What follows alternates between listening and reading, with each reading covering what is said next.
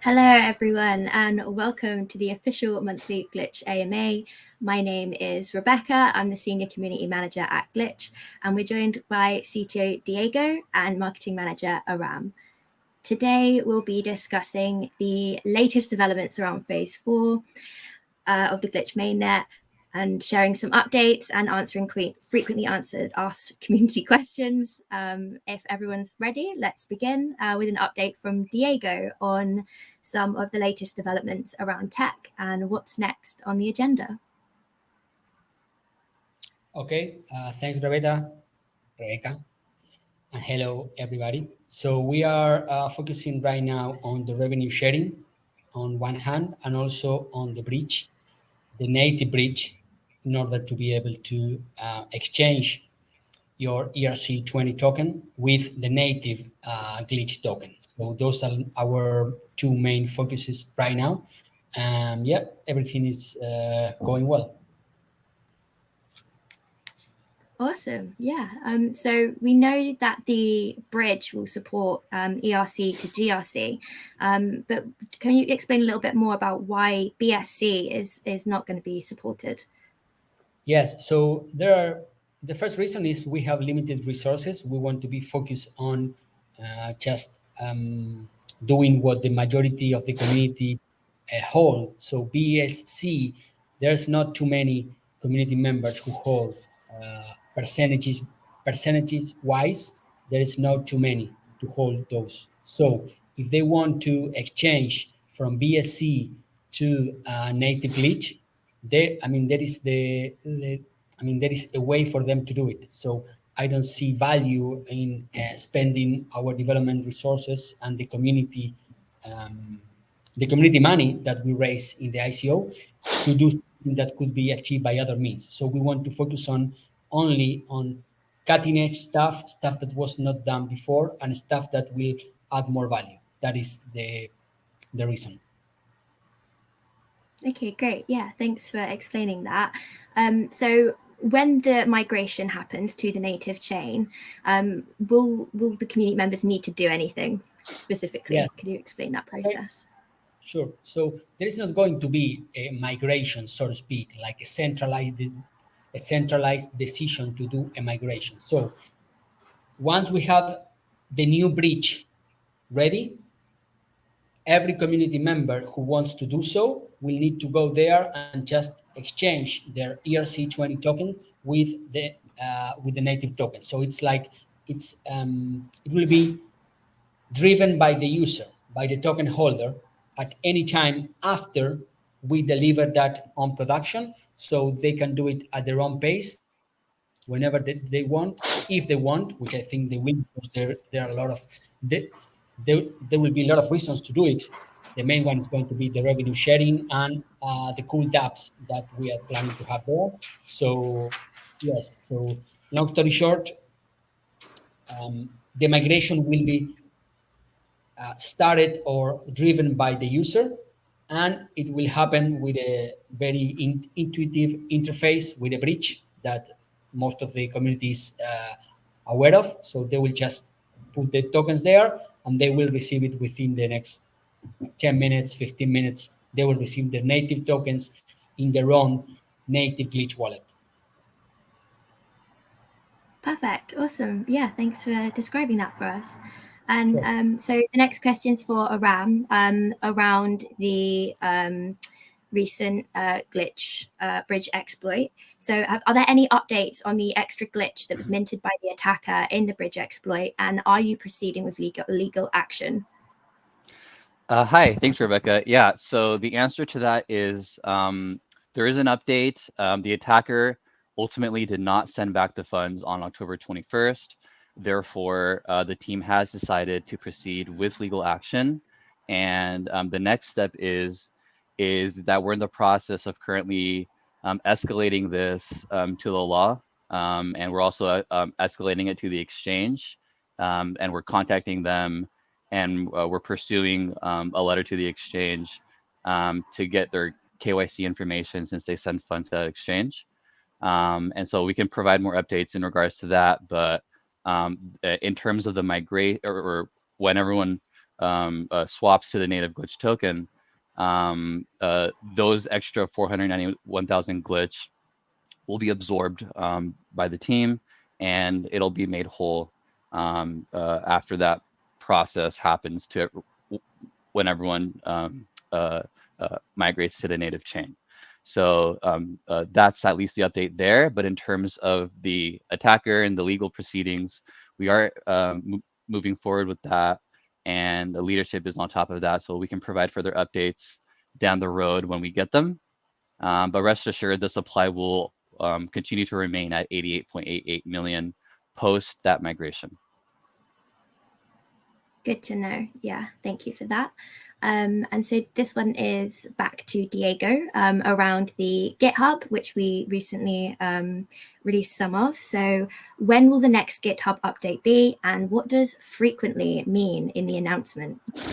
Yes, frequently means like every 2 weeks. I would say every 2 or 3 weeks. That's our definition of frequency in this regard. And we are planning to deliver the next GitHub update during next week. Okay, great. So keep your eyes peeled on that, because that's exciting. Yeah.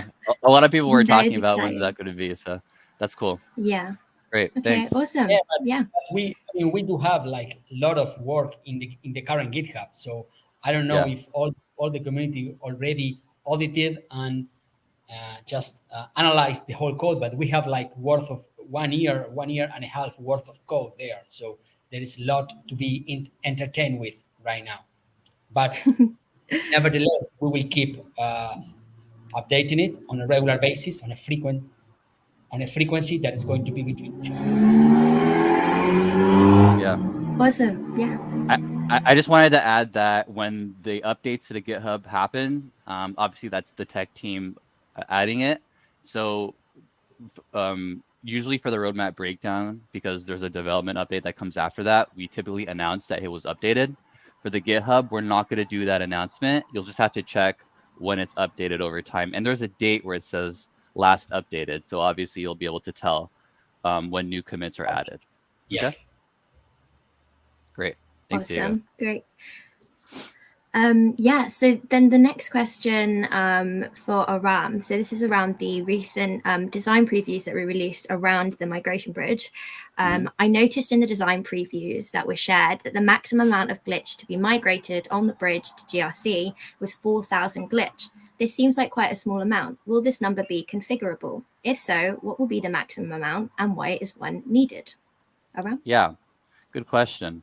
So the figures that were shared in the image is not well, it may not be final, and yes, it is configurable. It just depends when what the tech team wants to do with that number. I'm assuming that the 4,000 glitch is set like that because of the load that it would have to take from all the users switching it, and the limited number of tokens that are circulating anyway.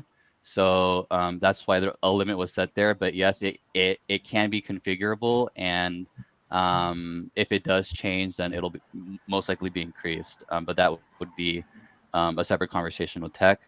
But yeah, so hopefully that answered your question. Yeah, cool, awesome. So the next question is around interviews and things like that. So are there any plans for Sean or the team to appear in any interviews or AMAs on YouTube to share glitch updates and details for expanding like last year? So I can give a bit of an answer on this one. So right now, Sean is focused on leading glitch. We are planning on ramping up external engagements like interviews in the new year.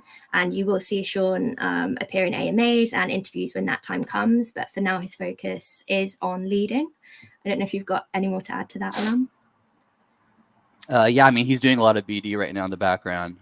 So there's some work in progress in regards to that. He's overseeing multiple departments right now. And so he will come back, obviously, like Rebecca said, to the AMAs. Timeframes on that is a little bit unclear, but he is focusing on that. He's got us to talk to everyone, and we have all the answers that are needed.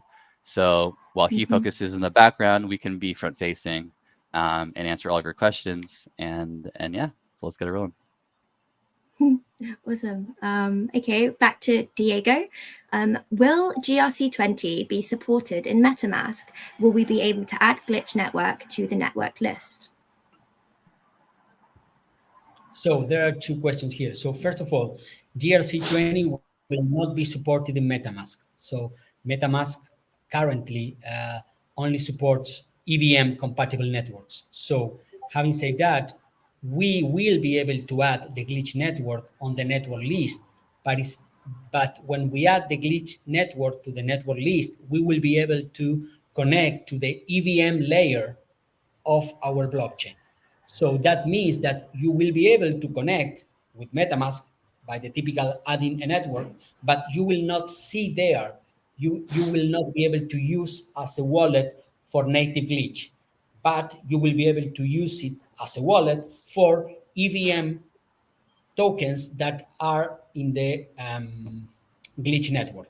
The same way that you do it with Binance, for example, in which you can connect to the Binance blockchain because the Binance blockchain is EVM compatible, and you see tokens that are created there, ERC20, following the ERC20 standard.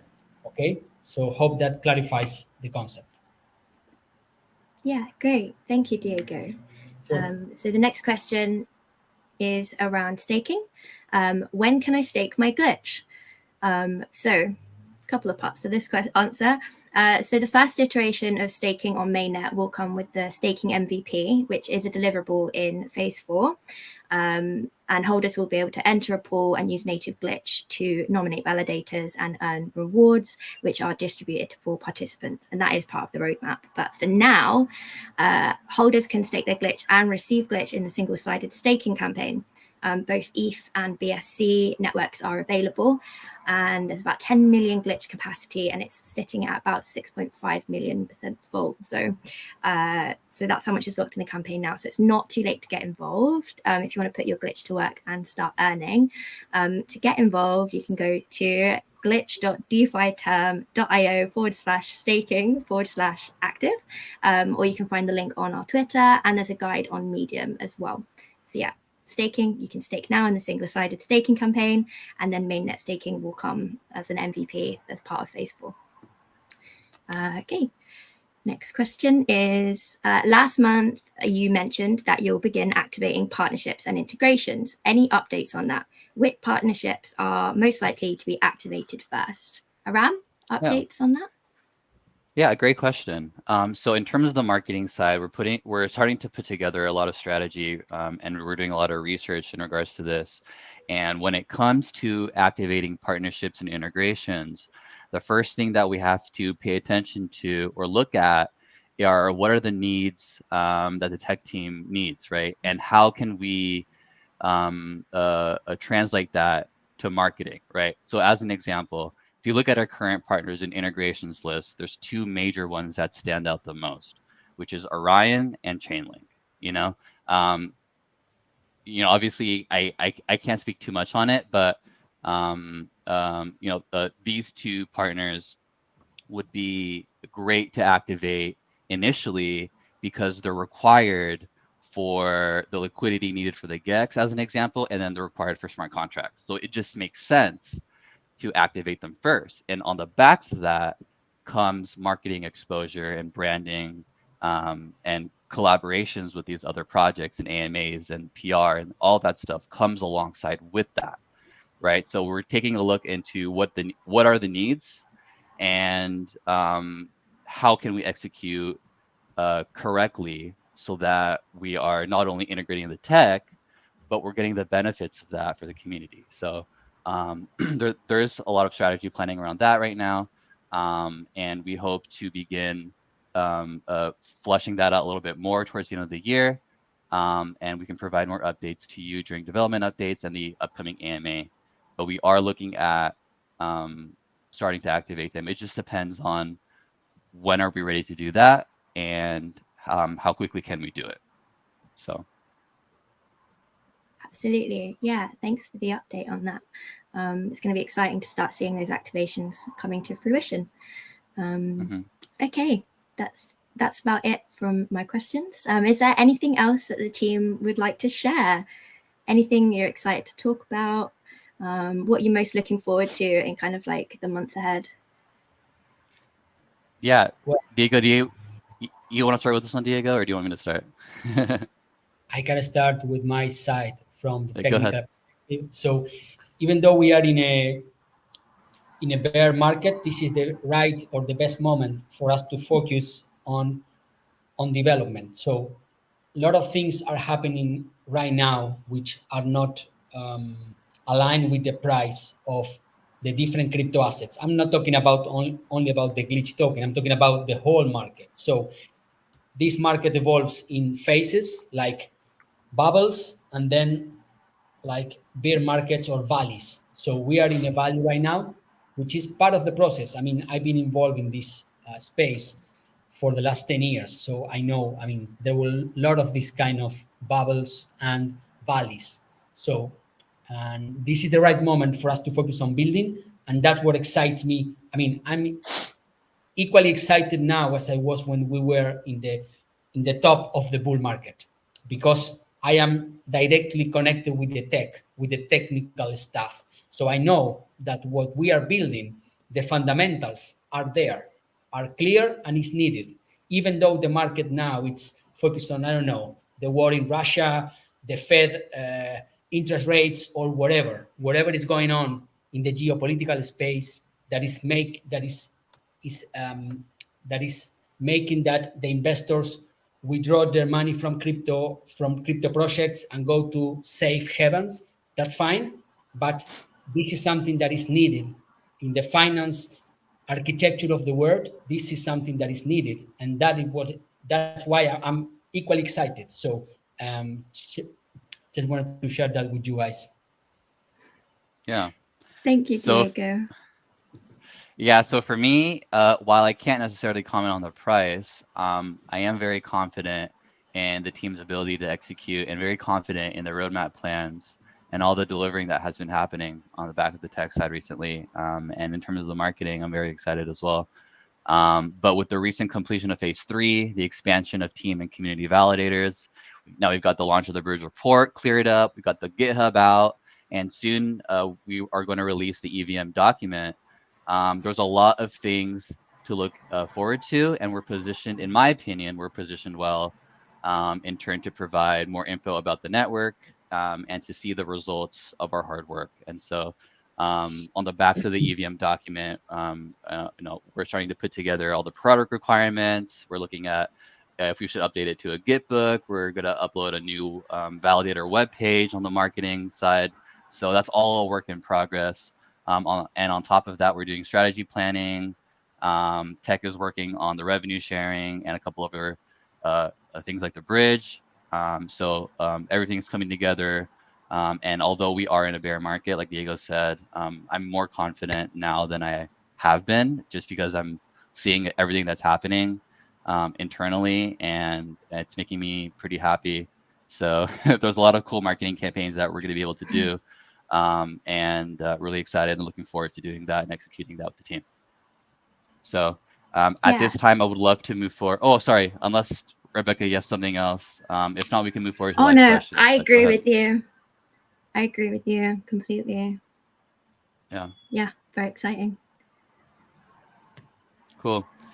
I'd like to move over to some live questions. We still have some time, so we can answer these for about 10 minutes or so. And we can start at the top here. Rebecca, if you want to read a few out, if not, then I can go ahead and do it myself. But we have a question here. I can read out one that I see right here is to avoid misinterpretation and multiple interpretations, please explain the total supply glitch in multi-chain, chain ETH total 88.8 million and BSC 7.5 million. Does it become a unit of the total? So the answer to this is no. The total supply is 88.8 million, regardless on the chain.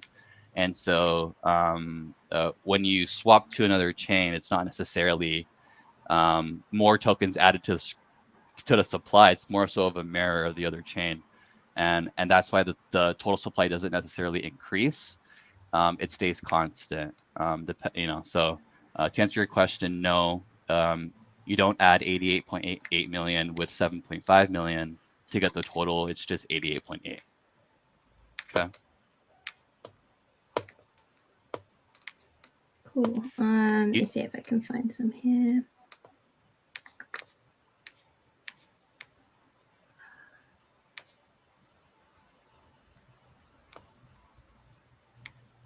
Question here, is the bridging manually inputted? Is the Diego, bridge? can you answer this? Is the bridging manually inputted? Okay, if I understand correctly, this is it's a manual process because you, as the token holder, you need to go to a specific page and to do some specific approvals and steps. So if the question is asking if it's a manual, yes. I mean, it's like something that you need, you as a token holder, you need to initiate and to do from your side. And when the bridge is ready, we will letting you know the step by step. It's going to be pretty straightforward. So it's going to take, from the user perspective, no more than 2 minutes, and then 10 more minutes for the token holder. For sure. Yeah, thank you for that. Here's another question about the GRC token. Will the new native glitch token be replacing the current token listed on KuCoin or to be listed on any new exchanges? So this is about those who hold their tokens on exchanges. When the migration happens, what's the plan there?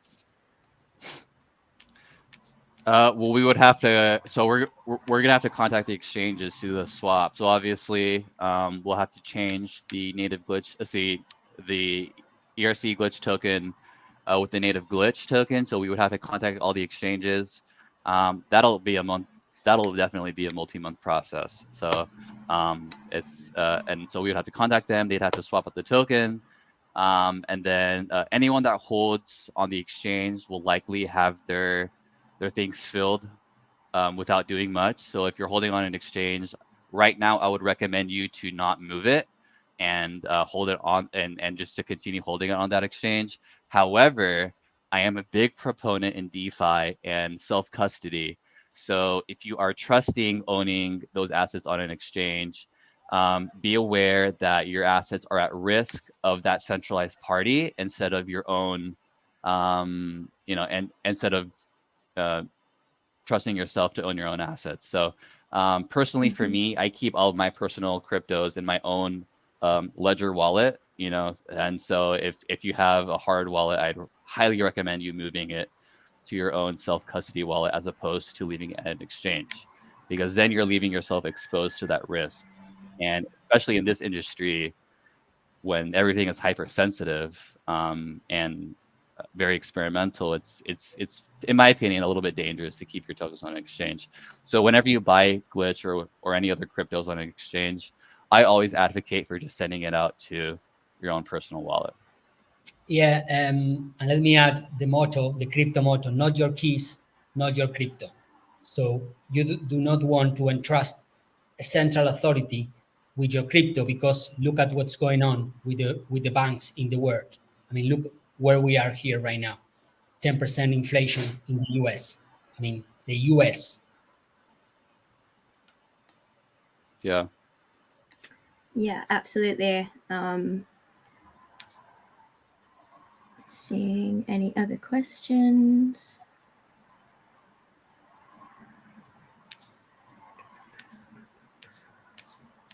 I see one here. I've got 400K glitch. How do I bridge to end glitch? Well, for that, you just go on the bridge. So bridge.glitch.finance. You'll have to wait for the native glitch network to be added. And then once you're able to do that, you'll be able to bridge your 400K glitch over to the native network. Now, I don't think you'll be able to do that all at once. You may have to do multiple transactions on that bridge, depending on the maximum, which we had talked about earlier, that may be configurable. So, so I don't think that you'll be able to do all 400,000 at the same time. And just be careful telling everyone your total amount online. It's really important that you keep that to yourself, to be honest with you. Do you see any other questions, Rebecca? None that are jumping out to me. Okay. When do you plan to finish the last phase? Is it possible by the end of the year? People are always asking about last phase.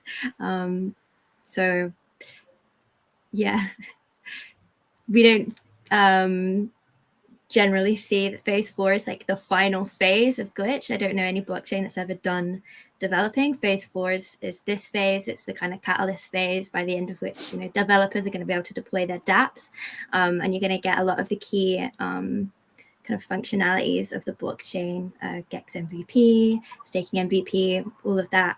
But a plan to finish, I think, is an interesting question, and one that I always say, you know, when is the end? It's always going to be developing and growing and evolving. And yeah, if you want to track our progress, we have the roadmap, and you can follow it there. And we deliver development updates bi-weekly or around about then, and that's when the roadmap is updated too. And yeah, now there's the GitHub as well, if you are technically knowledgeable and you want to check that out. Yeah. I like the comparison of, like, if you think about Ethereum or other networks like that, like, have they ever stopped developing? No. Will they ever stop developing? Probably not, right? So, yeah, there's always additional features, additional functionality, network upgrades, maintenance. All these things are all part of development. And when it comes to phase 4 is more so the heart of the Glitch protocol. It's the one that will kind of make things work. And without phase 4, there's no network. So that's why phase 4 is the most critical phase out there, which is why it's the most important for the infrastructure. And so once phase 4 is complete, then we'll build on top of that. Then we build out even more things, right? More upgrades, more whatever it is, right? That and that'll come after phase 4. Now, whether we add a phase 5 or whether we go a different direction, that's on the marketing team and for us to decide. But phase 4 will never be will not be the end of the development. I can promise you that. Absolutely. Okay, I think that's about it for the questions there. So yeah, with that, I think we'll wrap it up. Anything lastly to say, Diego, Aram? No, I just if you know, just thanks everyone for listening in. Obviously, we have these on a monthly basis, and we do we're going to be doing some more community focused AMAs. We did one last night with the Glitch Indonesia community, and we did a couple of them a few weeks ago with external communities. We did one as well last week with Glitch Africa, and so we're gonna keep doing these smaller community AMAs alongside our big monthly AMA here. So yeah, absolutely. Yeah. And yeah, so we've got the November newsletter will be coming out in the next week or so. So watch out for that. And yeah, keep an eye on our Twitter updates and Telegram. As Aram said, the EVM docs will be coming soon. So lots to look forward to. And yeah, thank you everyone for joining. Cool. And if you haven't followed Glitch, please follow us on Twitter at Glitch Protocol. You can join our Telegram, which is t.me/Glitch Protocol. And then obviously you're watching this live right now on YouTube, so please feel free to subscribe. And thanks for tuning in, guys, and we'll see you at the next one. Thank you, guys. Bye-bye. Bye.